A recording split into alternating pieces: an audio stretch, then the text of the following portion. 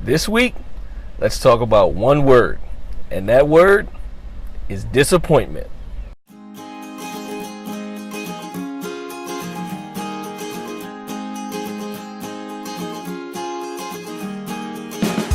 I thought it'd be cool to talk about disappointment this week. I think we can all agree that disappointment pretty much is when you expect something and then something else happens that's not quite what you expected or not quite as high as your expectation, right? Then we feel disappointment. But that's not why I wanted to talk about disappointment this week. I wanted to talk about disappointment this week. Why? Because I think 9 times out of 10, our disappointment is our own fault. So why is it our own fault? It's our own fault because usually, myself included, we don't communicate properly what our expectation actually is. Even when we think we do, a lot of times that explanation is half-assed at best. Now, we've not given a clear expectation or a clear explanation of our expectation to the person that we're talking to. And then when they don't live up to it, we get disappointed. We try to blame the other person, but it's not really their fault.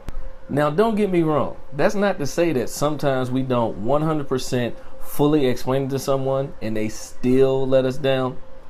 But I don't think that's the norm.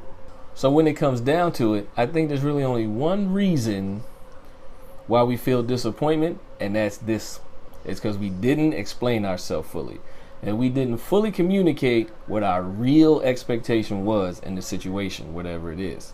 I think that if you come up with a whole bunch of other reasons why you were disappointed, they all circle back to that one reason. We didn't explain ourselves fully. So this week, if you run into some disappointment, think about why you're disappointed. And if it comes back to that you didn't explain yourself fully, and the phone just fell.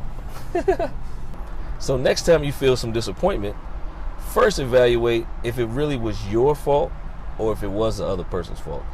So this week, think about that. Try not to be as disappointed in yourself or other people. Let's put it behind us as quick as possible.